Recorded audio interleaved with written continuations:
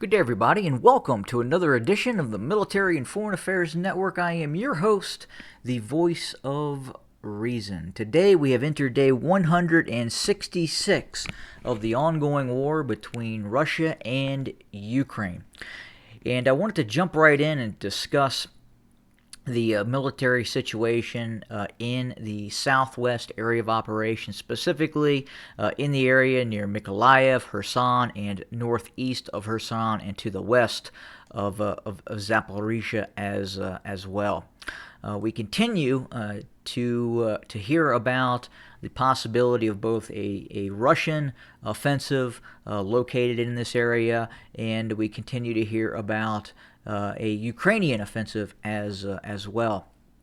At this point, it is reasonable to believe that in all probability the Ukrainians did attempt some sort of a multi-battalion sized offensive in the southwest near Kherson to the northeast of Kherson. Now, there continues to be talk of an additional larger offensive by Ukrainian forces that could occur, but at the same time we are hearing the same thing about large movements of Russian forces as well moving towards the southwest. So could this be something along the lines of both sides are getting ready to attack each other? Difficult to say at this point, but it does look like the Ukrainians attempted something, and especially over the last 48 hours, we have received reports of some very precise Russian air attacks upon Ukrainian forces.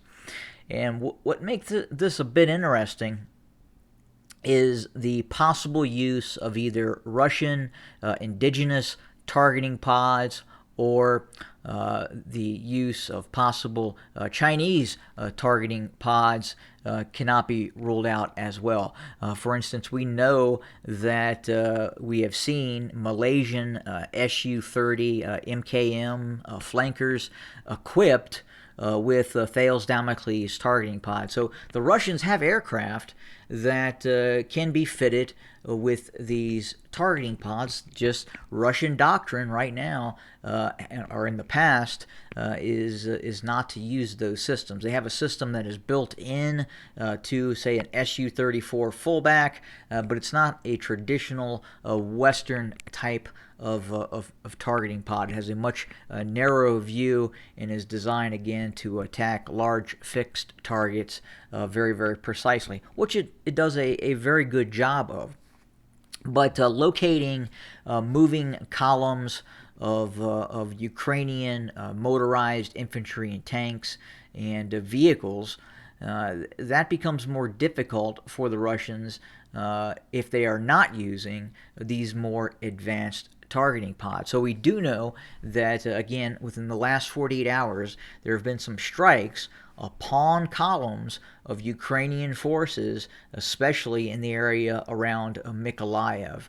If you look at this terrain, it is very flat, not a lot of trees, and a aircraft equipped with an advanced targeting pod, and then having the ability to deliver a GPS, GLONASS, or other laser-guided ordnance or GPS-guided ordnance would be very, very effective against moving convoys of Ukrainian forces.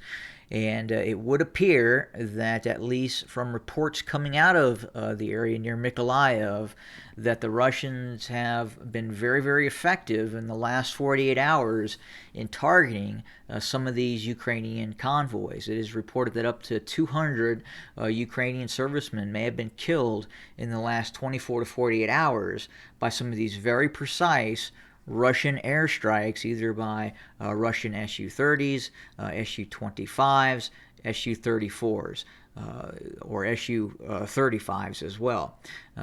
In all likelihood, if the Russians were to use the targeting pods, that they have the resources to possess these things, but for whatever reason, doctrinally or just out of being stubborn for some reason, the Russians have been hesitant about using some of the same methods of attack that say the United States and some other Western nations have been using for some time.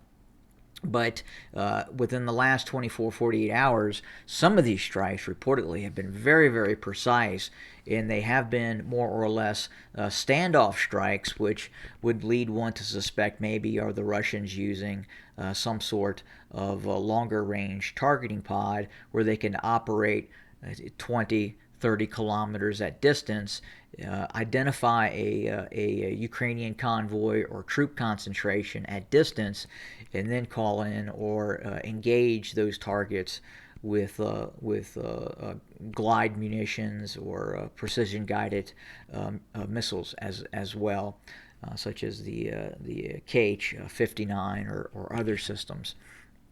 But it would appear that definitely within the last 24 to 48, the Ukrainians may have been stung fairly badly by Russian ground attack operations coming from tactical fixed-wing aircraft. Now, we're kind of just hearing about these reports now coming in, and it's possible that this has been going on for the last several days, weeks maybe, and maybe this is what has stymied this supposed Ukrainian offensive in terms of looking to retake or push towards the city of Kherson, or attempt to roll up Russian forces on the western bank of the Dnieper River.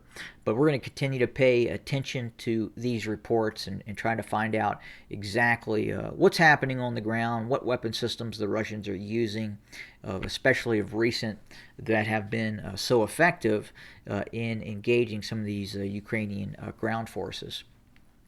In other news, we're continuing to see very, very heavy fighting. I know this is becoming monotonous in terms of the reporting, in terms of the heavy fighting, the heavy artillery attacks, and obviously the tactical air strikes by Russian forces that are continuing.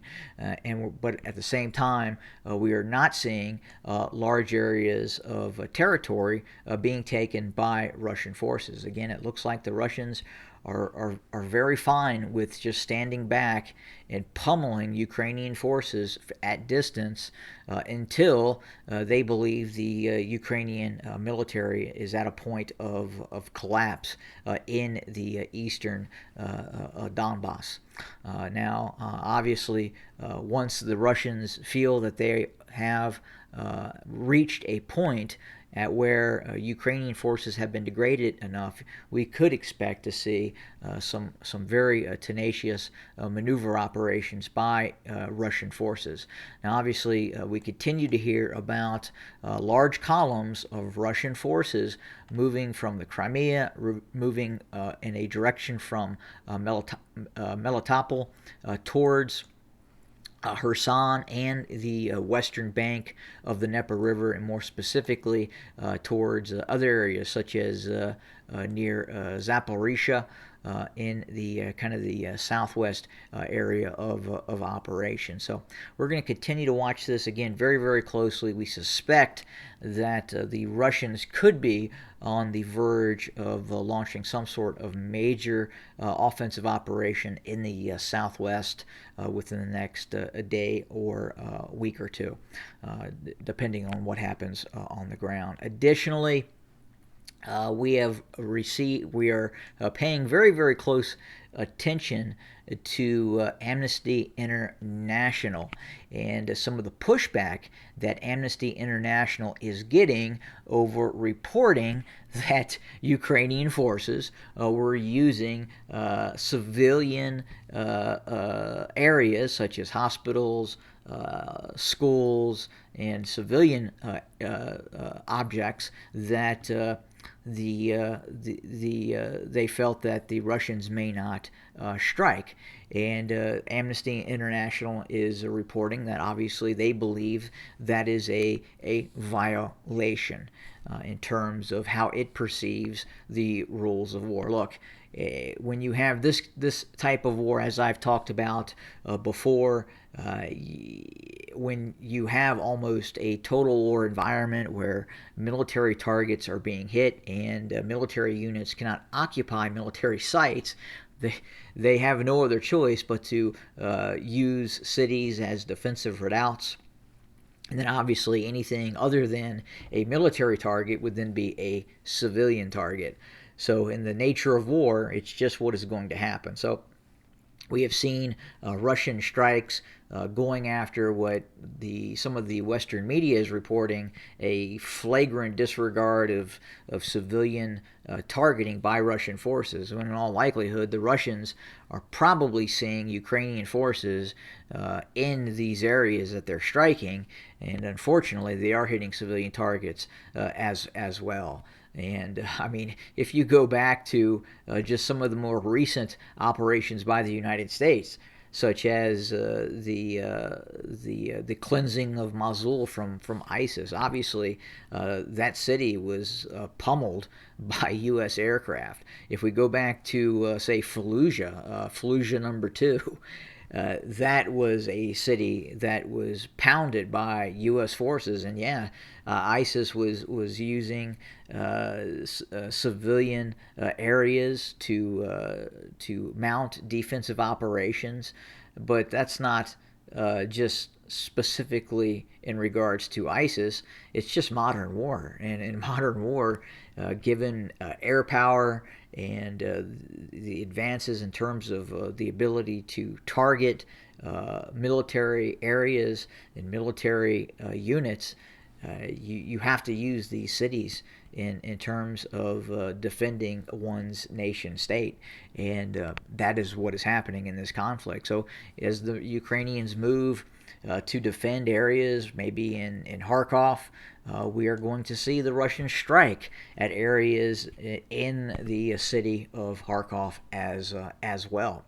And if the shoe was on the other foot, if we do see some sort of offensive by the Ukrainian military towards Kherson, eventually the Ukrainians are going to probably, in all likelihood, call in HIMARS strikes or drone strikes against targets in downtown Kherson and at times hit civilian targets.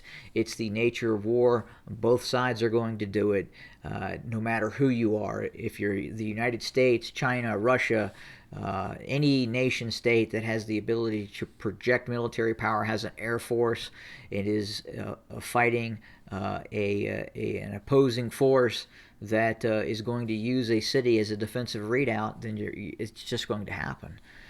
And that's what we're seeing within the confines of this conflict, unfortunately. But that pretty much does it for today in terms of what we are seeing on the ground. We'll continue to watch things very, very closely. We do anticipate Russia is going to launch something within the next days and weeks ahead, quite possibly in the direction of Zaporizhia or on the western bank of the Dnieper River, quite possibly. And we're also going to continue to keep our ear to the ground in terms of tactical air assets that the Russians are using, and could the Russians be transitioning and starting to utilize some of these more advanced Western-style targeting pods in this conflict. Obviously, the Russians are going to adapt, as are the Ukrainians as well. The Ukrainians have a very robust air defense network with S-300 air defense systems, along with a wide variety of Western-supplied air defense systems, along with that crucial bit of what I've talked about before, and that is intelligence, active real-time intelligence provided by the United States. So the Russian Federation is going to have to use all the tools in its toolbox in order to effectively fight the Ukrainian military, which is backed by the United States, quite possibly more so than many people even understand at this point. But that does it for today. More to come very, very soon. Thanks for joining us.